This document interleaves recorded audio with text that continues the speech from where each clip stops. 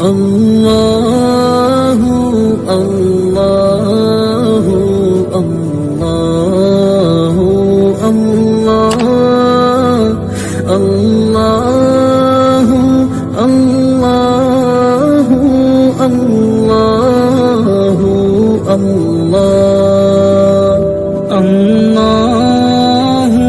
الله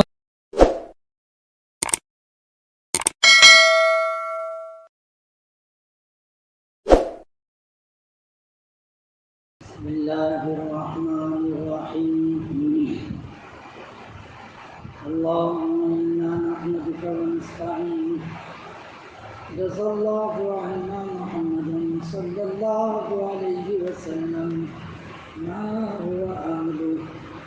أما بعد، وروى الشعبي أن نفرا من الأنصار من بني سلمة أتوا رسول الله صلى الله عليه وسلم فقال من سيدكم يا بني سلمة؟ فقالوا الجد ابن قيس على بخل فيه. فقال رسول الله صلى الله عليه وسلم وأي داء أدوى من البخل؟ بل سيدكم الجعد الأبيض عمرو بن الجموح.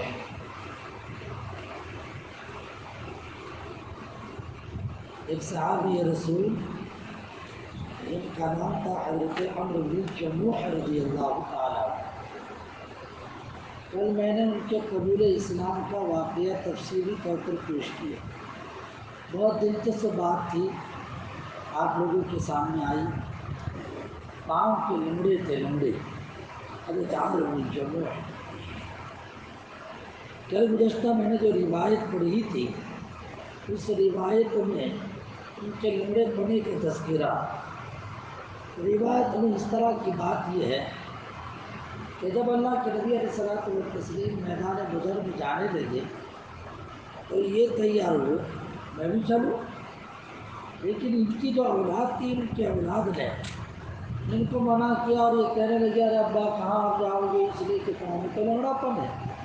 اور ظاہری بات ہے، قرآن خود کہتا ہے کہ جو آدمی معذور ہو اس کے لیے بعد وہ کام جس میں طاقت کی کوئی خاص صلاحیت کی ضرورت ہو اور وہ صلاحیت نہ ہو تو کہا اس آدمی کو شرکت نہ کرنا چاہیے. شرکت نہ کرے. لیس علی المریض حرج، قرآن مجید لکھا ہے بیمار کے اوپر کوئی حرج نہیں. اور بہت لنگڑے تھے، لہٰذا بیٹوں نے منع کر دیا کہ آپ نہیں جائیں، بیچارے رک گئے. لیکن 1 سال کے بعد پھر دوسری دین کی محنت آئی جس کو کہتے ہیں جنگ احد. تو جب احد کا معرکہ پیش آیا تو اس وقت بھی انہوں نے جانے کا، نکلنے کا ارادہ کیا کہ میں تو چلوں گا. بچوں نے روکنا چاہا تو آپ نے یہ فرمایا کہ ارے اللہ کے بندو، بدر میں تو رکا، کائے کو روک رہا؟ کہا اللہ نے آپ کو معذور رکھا. تو کہا چلو اللہ کے نبی علیہ الصلوۃ والتسلیم کے پاس، نہ آقا سے مسئلہ حل کرتے ہیں. اللہ کے نبی علیہ الصلوۃ والتسلیم کے پاس آئے، کہنے لگے اللہ کے رسول صلی اللہ علیہ وسلم میرے بچے جو ہے نا مجھے یہ آپ کے ساتھ دین کی محنت کے لیے آنے سے روکے ہوئے ہیں، اور میں یہ چاہتا ہوں کہ میں جنت میں اس لنگڑے پنے کے ساتھ جنت کے اندر چلوں. کیا کہا؟ میں جنت میں اپنے اس لنگڑے پنے کے ساتھ میں تفریح کروں. واللہ انی لارجو ان اطأ بعرجتی هذه فی الجنہ. جنت کے اندر اپنے اس لنگڑے پنے کے ساتھ میں جنت کے قالینوں کو رونڈوں. اللہ کے نبی علیہ الصلوۃ والتسلیم نے کتنی پیاری بات بتلائی. ان کو بھی سمجھایا، بیٹوں کو بھی سمجھایا. درمیان کی گلی آقا نے نکالی. ان کو تو یہ کہہ دیا کہ بھائی دیکھ تو ادھر والا آدمی پاؤں ہے نہیں تیرا، تو اللہ رب العزت نے جب تجھے معذور رکھا ہے تو تیرے اوپر جہاد تو فرض ہے. تو اتنی سمجھے بے قراری کیوں دکھلائے تو نہ جائے تو کیا عرض ہے. اما انت فقد عذرك اللہ ولا جہاد علیک. دوسری طرف ان کے بیٹوں کو سمجھایا، ان کو تو یہ کہہ دیا تیرے کو جہاد فرض نہیں ہے، اللہ نے معذور رکھا لہٰذا اگر نبی جاؤ تو چلے. لیکن دوسری طرف بیٹوں سے کہہ دیا لا علیکم اللہ تفرحوا، ارے بھائی جانے دو، اس میں کیا عرض ہے؟ جانے دو، کیا عرض ہے؟ ہو سکتا ہے کہ اللہ رب العزت ان کو شہادت عطا فرما دے، ان کا کام بن جائے۔ ان کو تو کہہ دیا جہاد فرض نہیں ہے، ان کو کہہ دیا شہادت سے کائے کو روکتے ہو؟ بات سمجھ رہے ہیں؟ ہاں، تو اب تو بیٹوں نے کیا کیا؟ بابا ٹھیک ہو جاؤ، اور انہوں نے ہتھیار اٹھایا، واخذ السلح وولى، تلوار اٹھائی، سے ہتھیار اٹھائے اور اللہ کے جناب میں متوجہ ہوئے۔ نے کیا دعا مانگی معلوم ہے؟ اللہ کے دربار میں دعا مانگی، یہ فرما اللہم ارزقنی الشہادہ ولا تردنی الی اہلی خائبا، اے اللہ مجھے شہادت کا درجہ عطا فرمانا اور میرے گھر جو ہے نا مجھے واپس مت لوٹانا۔ واہ، اپنے تو اپنے گھر ہی صحیح سالم جاؤ، ہے نا؟ اب گھر پہ صحیح سالم جاؤ، لیکن یہ کہہ رہے ہیں کہ دین کے کام کے لیے نکلا، لا ترزقنی ولا تردنی الی اہلی خائبا، اللہ کا کرنا میدان میں آئے، بیچارے معذور تو تھے، کیا کام کر سکتے تھے؟ جھٹکا کسی کو مار دیا، اللہ کو پیار، شہادت ہو گئی، اللہ کو پیار ہو گئی۔ تو لکھا یہ ہے کہ جب شہید ہو گئے جنگ احد میں، تو ان کی بہن تھی، ان کی بیوی جو تھی ان کا نام تھا ہند بنت عامر۔ ہند بنت عامر، یہ ہند بنت عامر کون؟ حضرت جابر کے جو والد تھے نا، اس والد کی بہن۔ اور یہ سب کو معلوم ہے کہ حضرت جابر کے ابا نے احد میں زبردست نمایاں کارنامہ انجام دیا۔ آپ علیہ السلام وہ تصویر نے میدان احد کے اندر ایک جگہ پہ پہاڑ کے اندر پھٹن تھی، ادھر کو لڑنا تھا، ادھر کو پہاڑ، ادھر کو رک کر کے دشمن سے لڑنا تھا، میں وہاں جو پہاڑ تھی اس میں پھٹن تھی، خطرہ یہ تھا کہ دشمن پیچھے سے چلا جاوے، میں اس پھٹن میں سے آ کر حملہ کر دوں۔ حضرت اللہ کے نبی علیہ السلام و تسلیم نے پیشگی سیفٹی کے طور پر اس پھٹن میں 50 آدمی کو تعینات کیا، مقرر کیا، 50، اور ان کا کمانڈر بنایا تھا جابر کے ابا، جن کا نام تھا عبداللہ بن عمرو بن الحرام۔ انہوں نے کہہ دیا کہ تم کو یہاں پہ یہ 50 تیر اندازی کے ساتھ رہ کر کام کرنا۔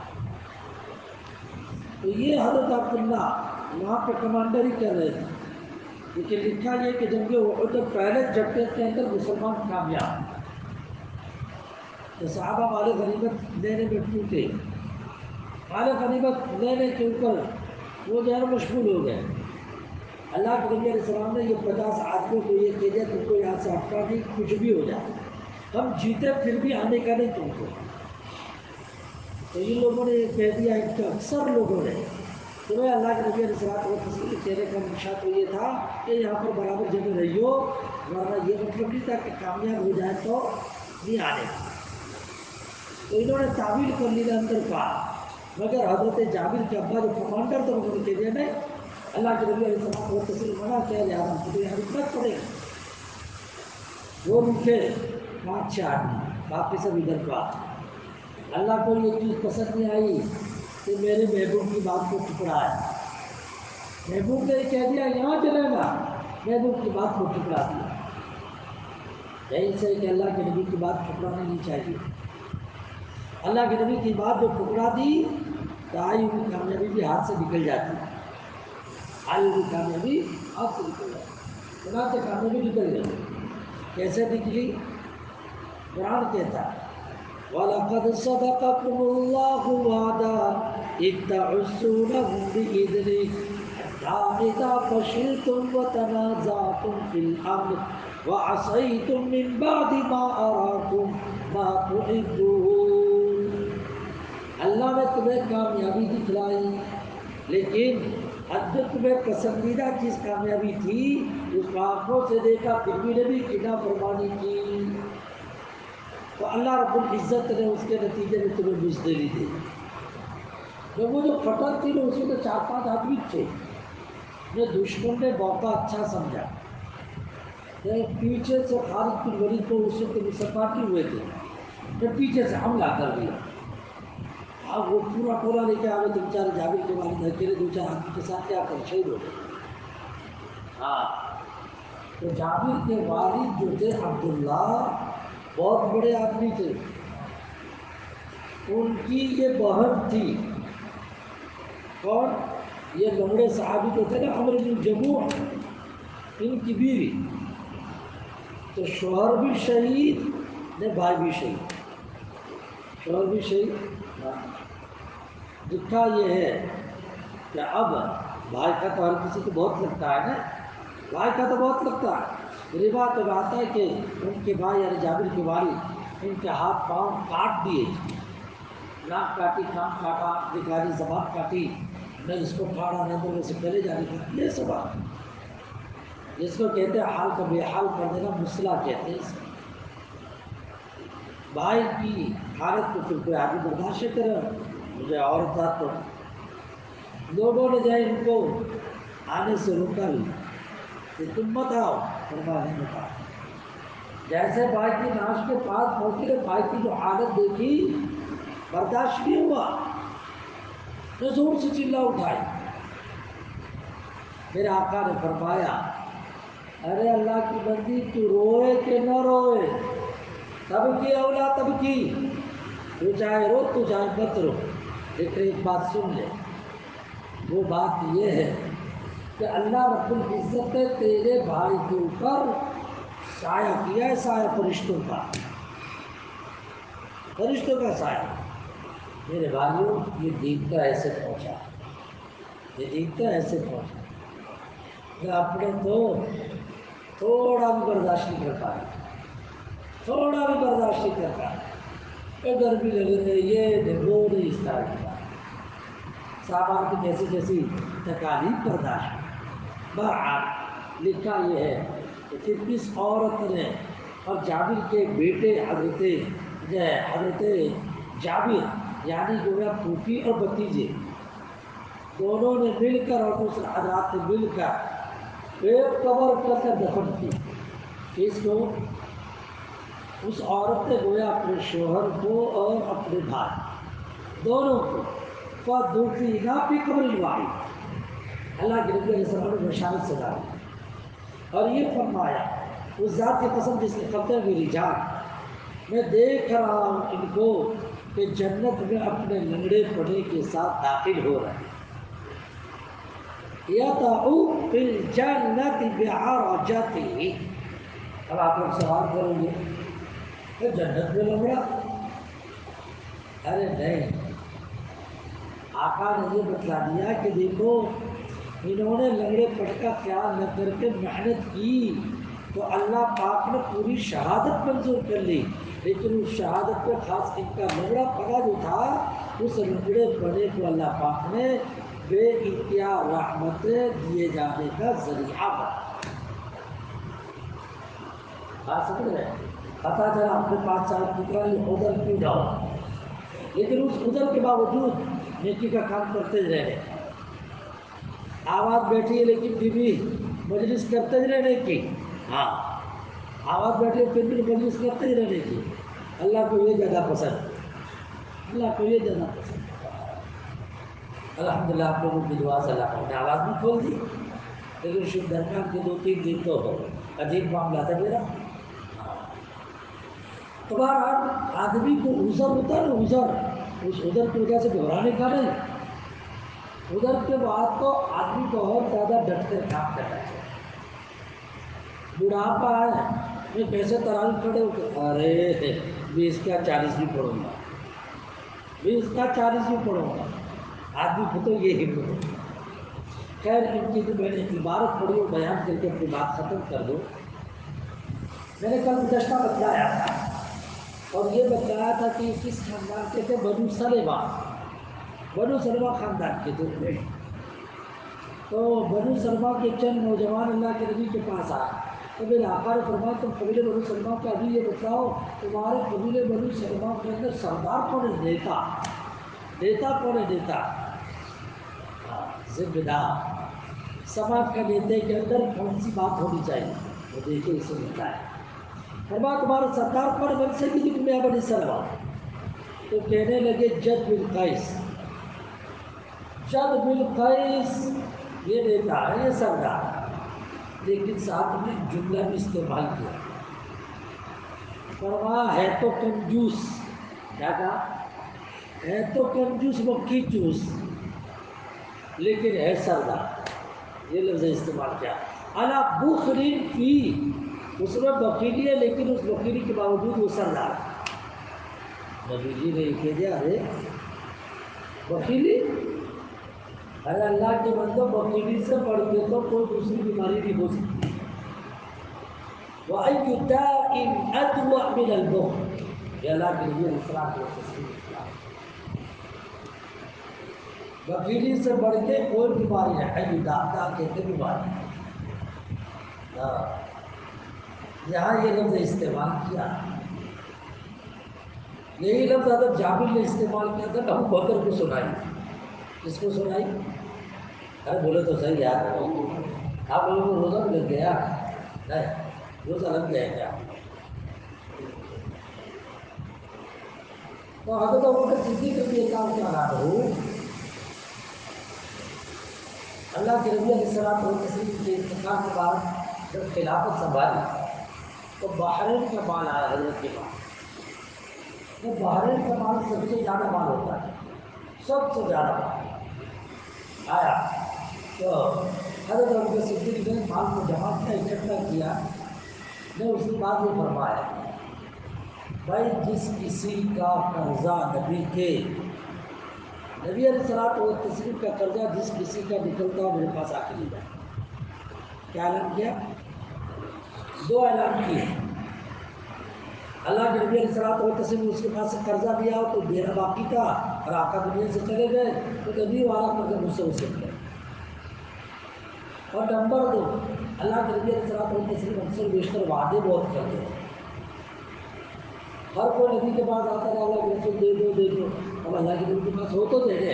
اللہ کے نبی علیہ السلام یوں کہہ دیتے تھے، اے ایک کام کر، ابھی تو نہیں ہے، وہ جو ہے کسی کے پاس سے قرض لے کے کام چلا دے، اور میرے پاس فلاں جگہ کا مال آئے گا بحرین کا، تو میرے پاس سے لے لے۔ اس طرح سے وعدہ کرتے تھے۔ تو فرمایا نبی کا قرضہ ہو تو وصول کرے، ایک، اور نمبر دو، اللہ کے نبی علیہ السلام نے وعدہ کیا تو وہ مجھ سے وصول کرے۔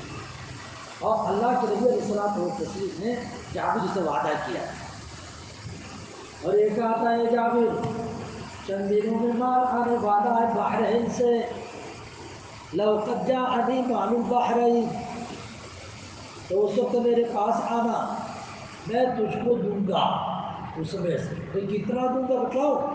یہ فرما اتنا، تین طرف اشارہ کی، اتنا اتنا اور اتنا۔ لقد جاء المال البحرين لاتيتني فأعطيك كذا وكذا وكذا وأشار إلى كفيه، دونوں ہاتھوں کی طرف اشارہ کی، اتنا اتنا ہے۔ نبی جی تو اللہ کا پیارا ہو گئے۔ جابر کو بہت امید تھی کہ اللہ کے نبی علیہ الصلوۃ والتسلیم کی حیاتی میں مال آ جائے آ جائے آ جائے، نہیں آئے۔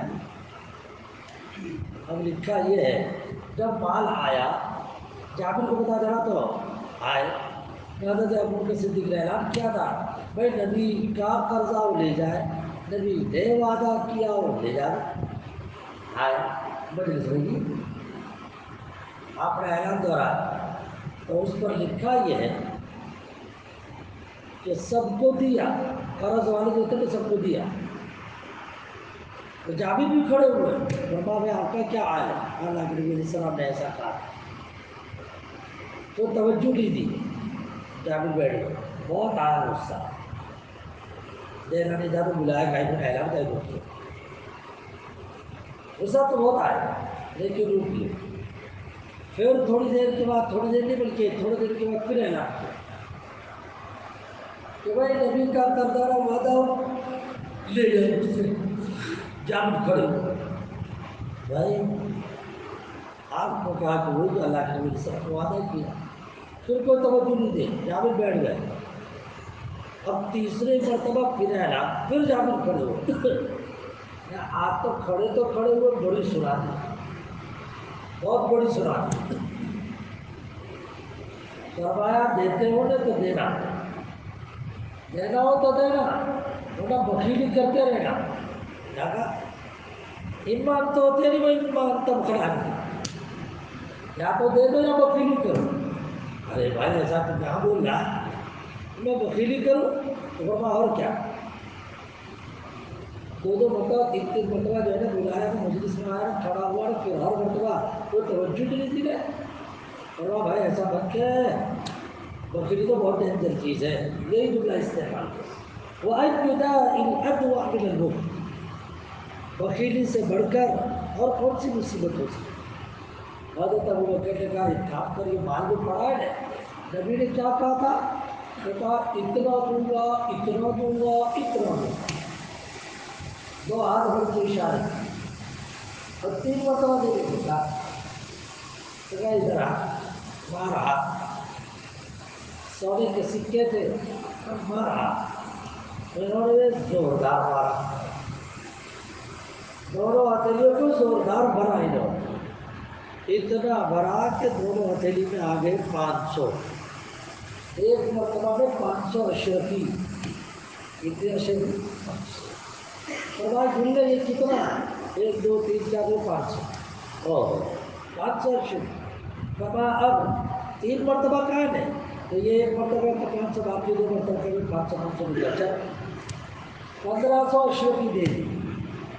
بات سمجھ میں آ رہی؟ تو میں آپ لوگوں سے یہ بات کہنا چاہ رہا تھا کہ یہاں پر اللہ کے نبی علیہ السلام نے سردار کے بارے میں کہہ دیا اور یہ فرمایا بخیلی سے بڑھ کر کیا بیماری ہے۔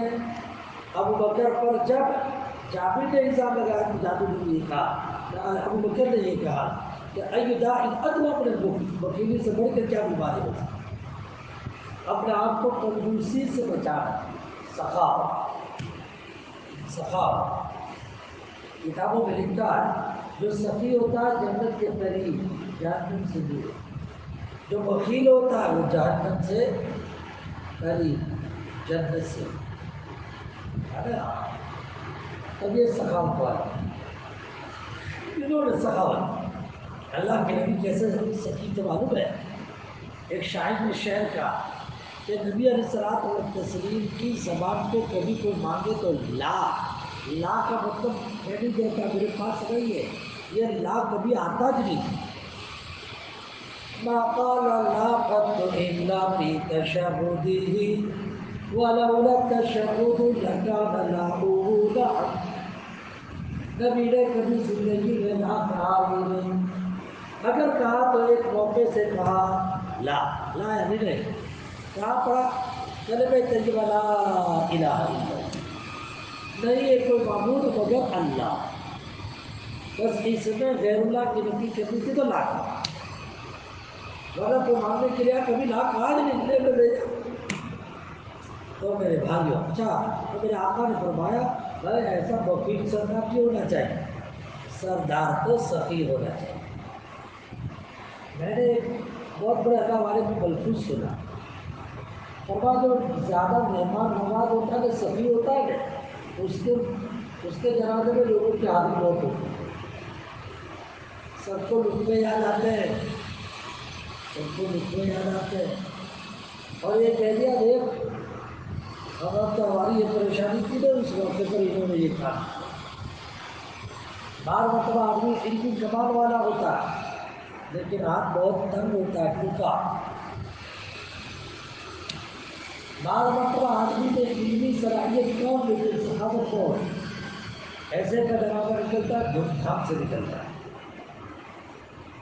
بات سمجھ گیا؟ بعض اللہ والوں نے کہا ہماری مقبولیت ہمارے جنازے سے دیکھ لینا، بیننا و بینکم یوم الجنائز، ہمارے تمہارے درمیان فیصلے کا دن جو ہے وہ جنازے کا دن، ہمارے جنازے میں کتنے آتے دیکھ رہے ہیں۔ امام احمد کے جنازے میں کتنے تھے کیوں؟ امام احمد کے جنازے 10 لاکھ، جبکہ وہ زمانہ وہ تھا کہ اس میں یہ موبائل نہیں تھا، اعلان نہیں تھا، اسکول سے گاڑی دوڑا کر سب کو بتا، لیکن کتاب میں یہ لکھا ہے کہ اللہ پاک نے اعلان کروایا، جنگل میں مسافرین جا رہے تھے، وہاں اعلان ہوا چلو چلو احمد بن حنبل کے انتقال ہوا، جلدی سے جانا دور کو، جنگل میں سن رہا۔ بہرحال میں تو ایک بات کہنا چاہ رہا تھا، اپنے آپ کو بخیل بنانے سے دور رکھو، اپنے کو کیا بناؤ؟ سخی۔ یا اللہ سخاوت والا بنا، کنجوسی سے ہماری حفاظت کرے، آمین۔ تو اللہ کے نبی نے فرمایا بھائی سرکار نے دیتا جو بخیل نہیں ہونا چاہیے، لہٰذا اپنا سردار بدل دیتے ہیں۔ انہوں نے سردار بنایا تھا جد بن قیس کو، فرمایا اب نام چینج، اب ان کو نہیں، اب عمرو بن جموح کو بناؤ۔ اس کو بناؤ عمرو بن جموح، یہ بہت سخی ہے، لہٰذا ان کو بناؤ۔ اللہ پاک مجھے اور آپ کو یہ بات سمجھنے کی توفیق عطا فرمائے، آمین۔ رمضان مبارک میں بھی زیادہ سے زیادہ سخاوت، ہر کسی کو بھلی بات پہنچانے کی توفیق، ہر کسی کو بھلی بات بتانے کی فکر ہمارے اندر۔ سخاوت فقط پیسوں کی نہیں ہوتی، سخاوت دین کی بھی ہوتی، بدن کی بھی ہوتی، تو سب کریں گے انشاءاللہ۔ اللہ پاک عمل کی توفیق عطا فرمائے، آمین۔ دعا کے بعد ایک عمل کی بات بتلاؤ نماز کی۔